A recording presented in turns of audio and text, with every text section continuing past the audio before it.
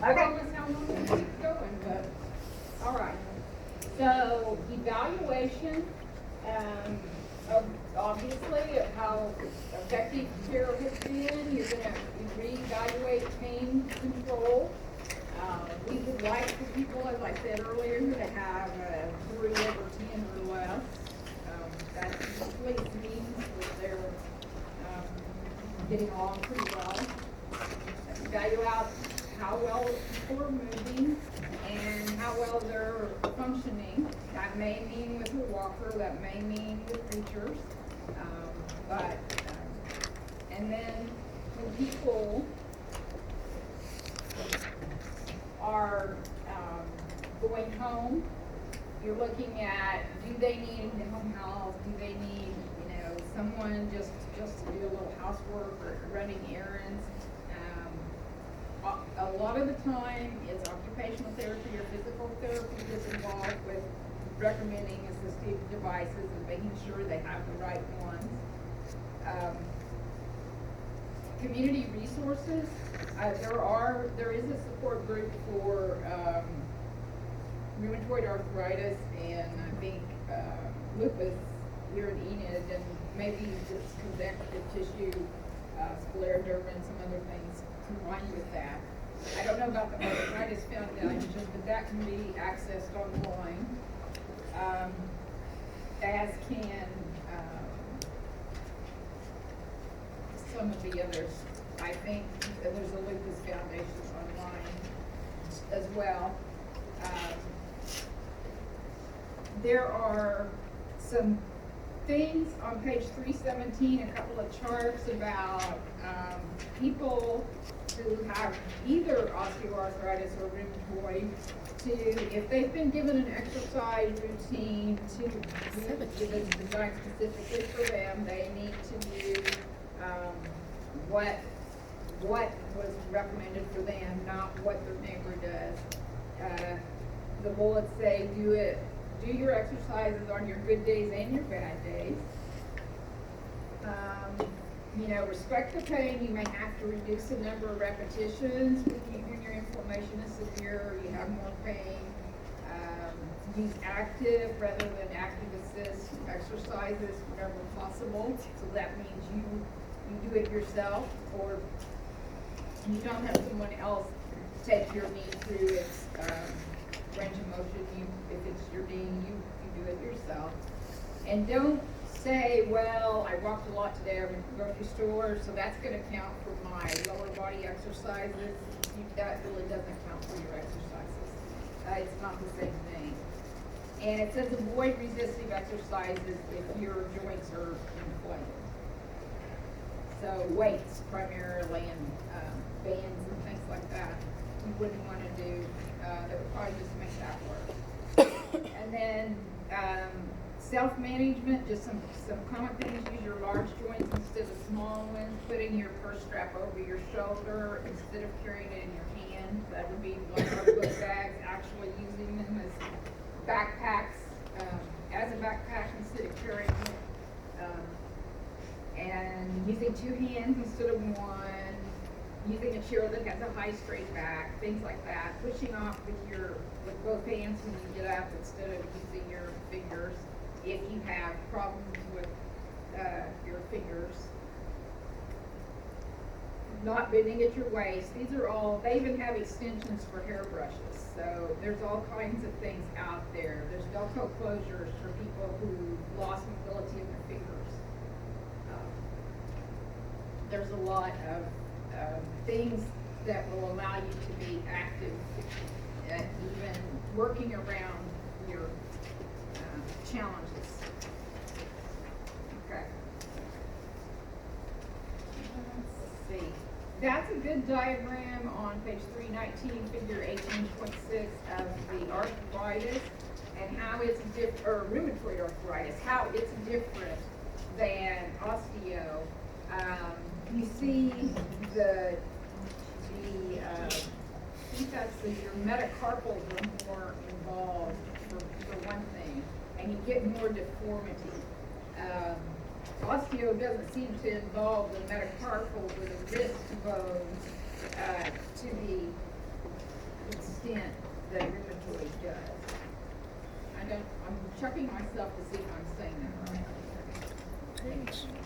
But you can tell from comparing the two pictures. And rheumatoid arthritis usually looks kind of angry, and the skin looks a little shiny sometimes. They have some infusions, fluid built up in the joints. Once in a while, it's bad enough that people will have to have the fluid drawn off of a knee or a shoulder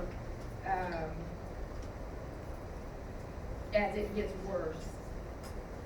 So the joints look kind of puffy, and they just look like they hurt, and they do hurt. So handle your clients as gently as you can when you're working with them.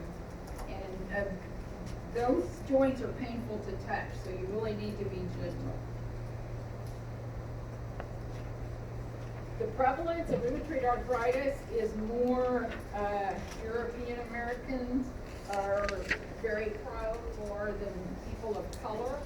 The opposite, I think, is true when we get into lupus. So, there are a lot of things we just don't really know.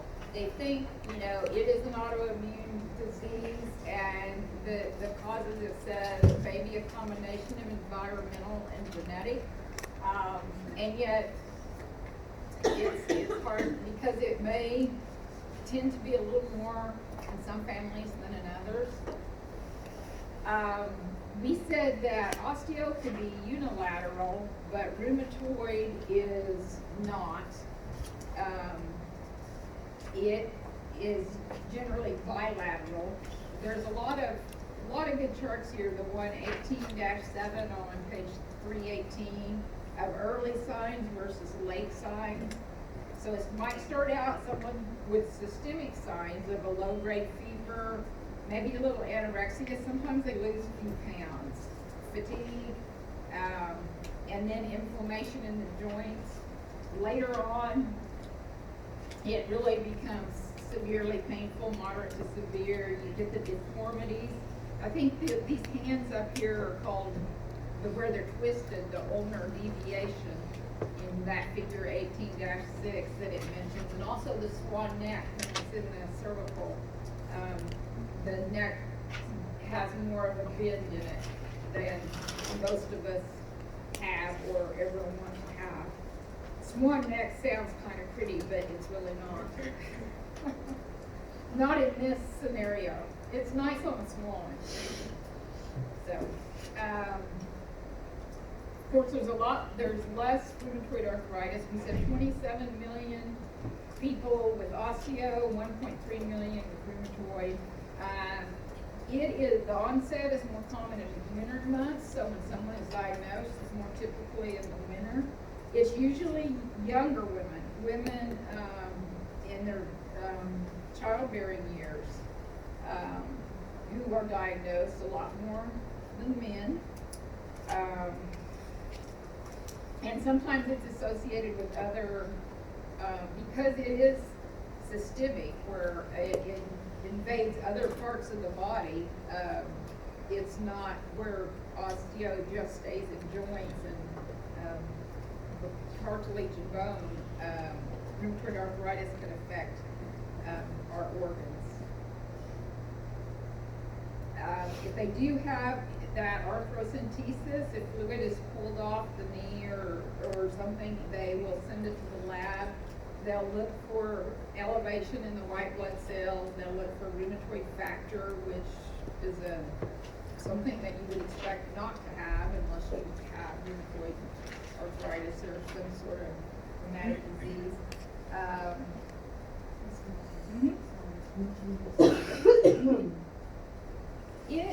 It is,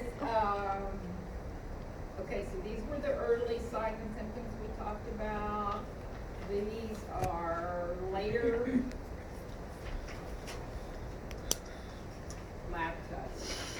Now, let's see. I don't remember what all of these are. We talked about the erythrocyte set rate. This is an antibody something. I'll have to think about that one.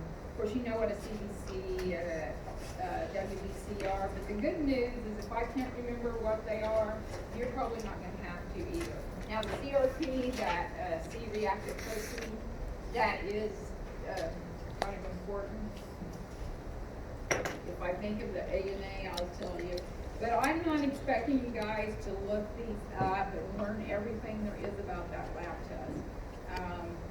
Just, you might just remember that there are certain lab tests associated with rheumatoid arthritis versus osteoarthritis versus lupus. So we'll try to make it a little more practical. I have not realized that people can have rheumatoid arthritis in their temporal mandibular joint, the TMJ, where it would be hard to chew and painful. So that was news to me. It's uncommon, it says, but it makes it hard to chew. And then they can have foot drop with peripheral neuropathy that's involved. It can affect the blood vessels. It's called vasculitis, and if that interferes with the blood supply to major organs, then those major organs aren't going to work very well. So there's all kinds of unpleasant things that go along with rheumatoid arthritis, and some of the things people run up against, because they have exacerbations and remissions of things, and particularly, I think, the lupus, but even arthritis and rheumatoid a little bit, and because they do take quite a few pain medicines typically, some people, some healthcare professionals, unfortunately, might consider them drug seekers. Some of their family members might think they're slackers. I mean, it's really kind of sad. You do run up against some biases and some struggles if you have a chronic disease, especially like rheumatoid at a young age, and also lupus at a young age, systemic lupus. It affects your social life and your interactions with other people. So, people with rheumatoid arthritis generally are going to have to take steroids. A lot of times that's prednisone. They may have steroid injections in the joints or possibly, but they're usually on oral steroids, and there's a lot of complications associated with that. One of the things, and this could do with your body image and your ego, is if you're on steroids for 2 or 3 years, actually less than that, you tend to get the cushingoid features, and you can read about that in your drug book. But one part of it is a moon face, and it's not attractive, and most people are very unhappy when that develops. But if they usually cannot tolerate this disease without the prednisone, so that's one of the things, the unfortunate things that goes along with it. It depresses your immune system, so you're more likely to get infections, and that's just the way it goes. Which one depresses your immune system? The steroids. Most common is prednisone that people take orally. And what is the moon face? And it also causes the moon phase. No, the moon face. Prednisone. Prednisone also? Yes. Okay. Oh, swelling. Okay. Interventions, just working with them on helping them hook up with support groups or any community resources. Maybe they're going to need some home health. Maybe they're going to need to work with a social worker. Make sure they follow up with their physicians. It may be a rheumatologist or it may be primary care. Teaching and on their medications, what to look out for.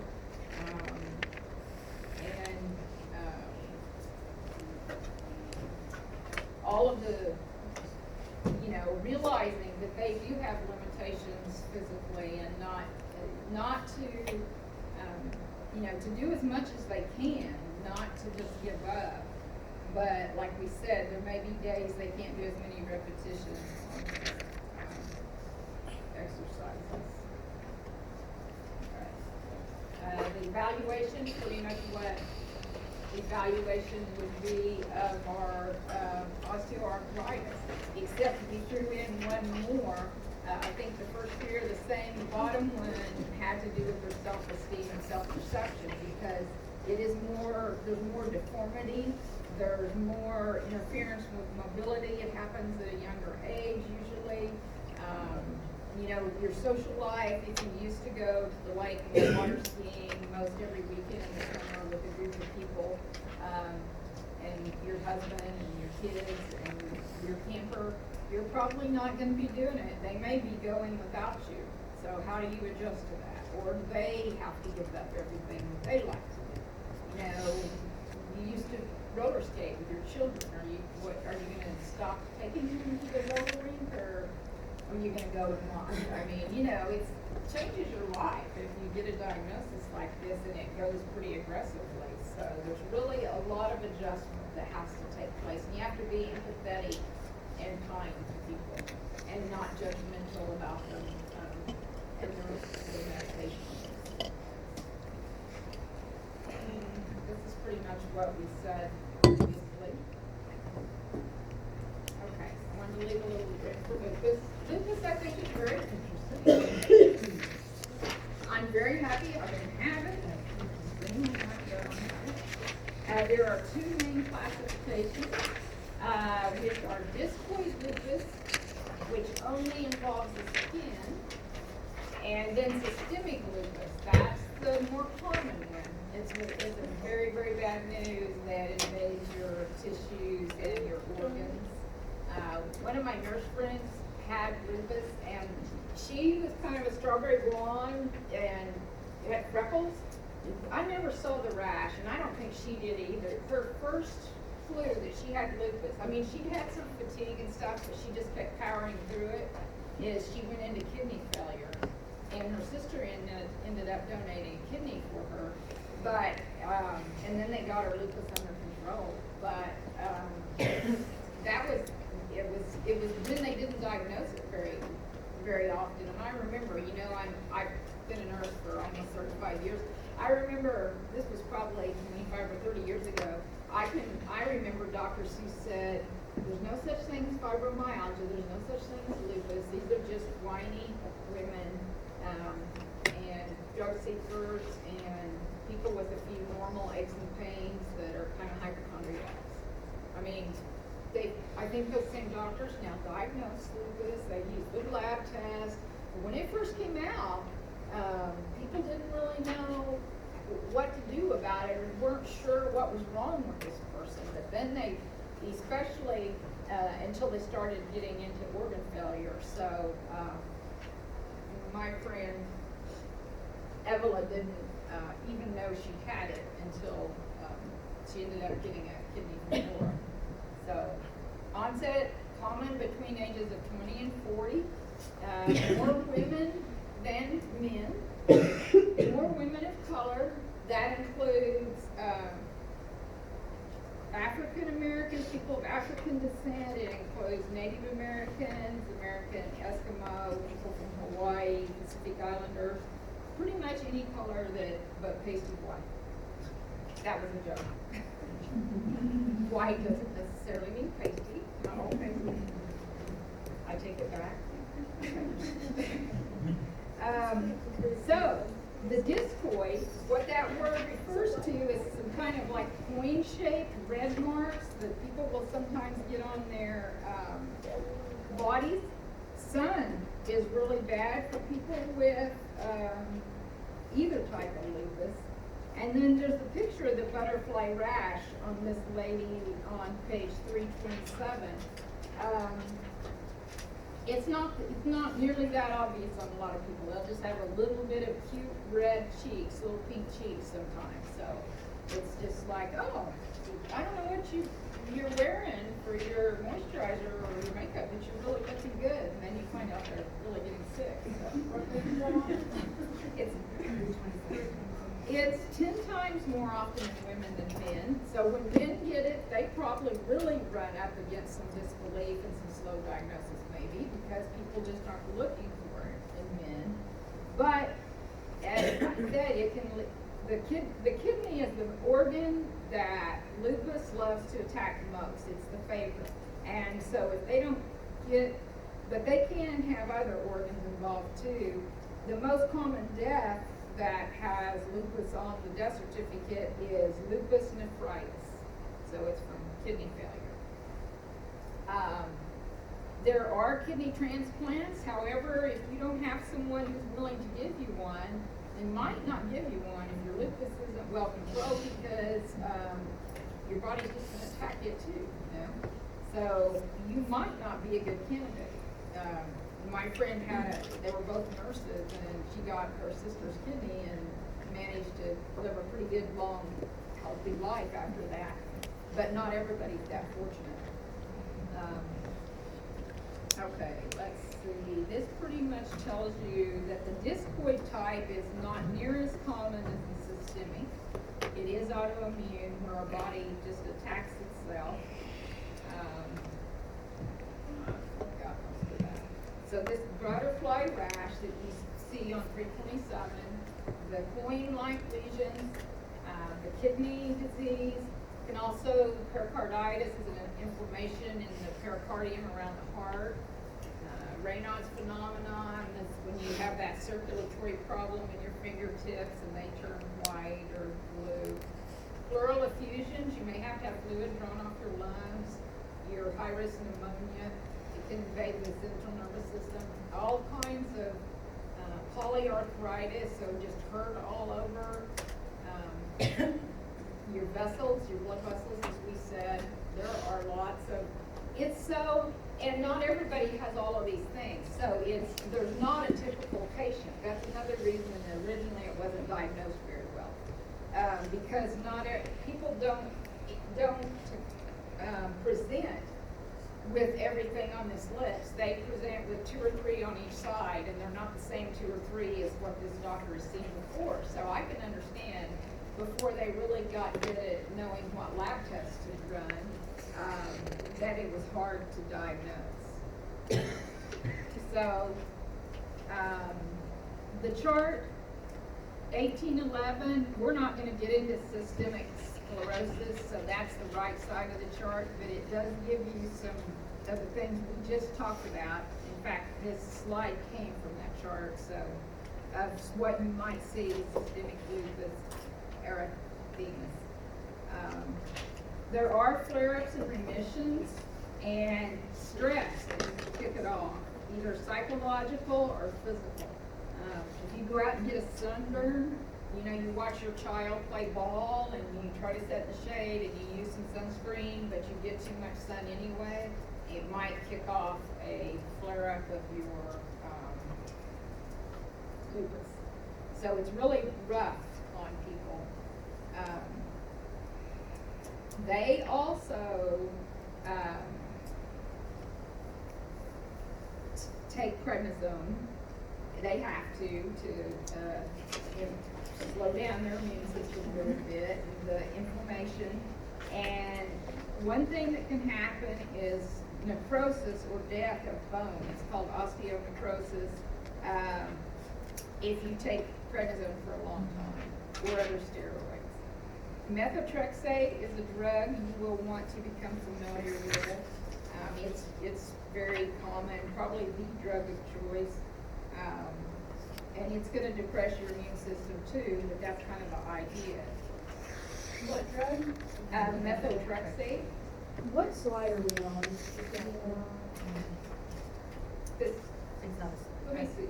It's not on a slide. Okay. Methotrexate isn't. So I think I guess we're ready to go to another slide. Is methotrexate used for both types of lupus or one specific?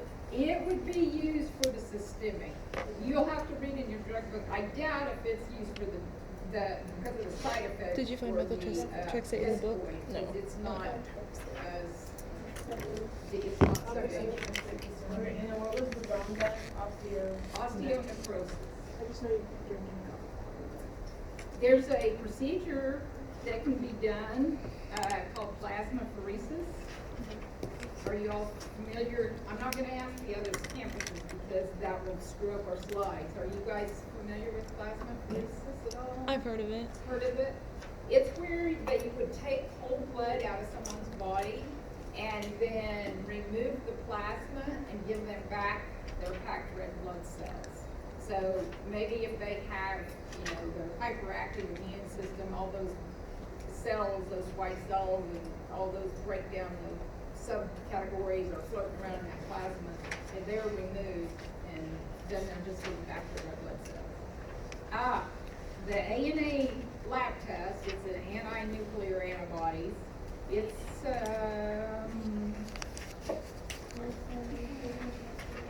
I think there's a typo. This says ENA. I don't know what ENA is. I'm assuming that's ANA.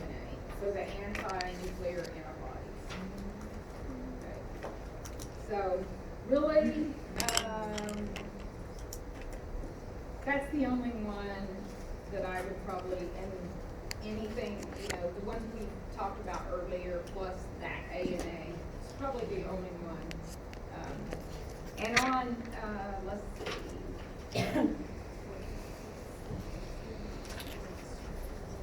It tells you on chart 18.8, which is page 320, what you would expect to see on that test. The ANA, the rheumatoid factor, the ESR. Those are the only ones I would underline on there. ANA and ESR. ANA, ESR, and the rheumatoid factor. Three. Did they do venereal testing? Because isn't there something like if you're positive for syphilis, it could be false positive? That's a really good question, but I have no idea. Rheumatoid Abby said she Rheumatoid thought factor, syphilis could be ANA, false and positive. Well, my ESR. mom has lupus and Oh, they tested remote it. It's the ones right there on that chart. My mother had lupus and The yellow chart. really get It's hard. It was- my family was This whole wall. Just the rheumatoid factor, the ANA, and the ESR. Those are the only ones you see. my mom also had eclosion tonsillitis and she was on a lot of immunosuppressant, Which is, very good. She was Oh my goodness. okay. Let's see, there is a drug, the bottom one on the left there.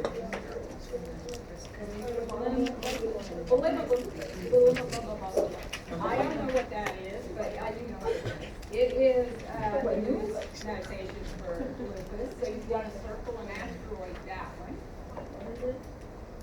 It's on Belimumab. on the slide. Sorry, I didn't memorize how to pronounce a couple of these. I used to try to do that. To protect the skin, avoid perfume soaps, perfumes in general. Wear sunblock, wear moisturizers, you know, use mild soaps and shampoos, things like ivory soap, you know, maybe a goat soap, I'm not sure, but those things are mild, that are made from goat milk, and benign. You probably even talk to your doctor, and you may have a dermatologist involved. So there are, like I said, quite a few medications and quite a few, the lupus is www.lupus.org. And then I know, how many more minutes do you guys think I have? 5 or 6? Okay. All right. So we will do pregnancy is not advised. Now, these are women usually between 20 and 40. Some of them go ahead and have children, but pregnancy is kind of a challenge to the body, and systemic lupus, not the skin. not the skin, the discoid, but systemic lupus is not really advised. Be aware, as I said, you know, remission, somebody can look and act healthy, which kind of confuses their family and friends. And there's also that unpredictability causes a lot of anxiety because you want to make plans. you feel really good, you wanna make plans to take a trip to Colorado or something, maybe you think you could hike 100 feet up the mountain or something, but then you get really sick and you can't go, or you go, but you lay in the hotel while your family goes out. It's a rough go. There are lots of struggles involved. Let's see.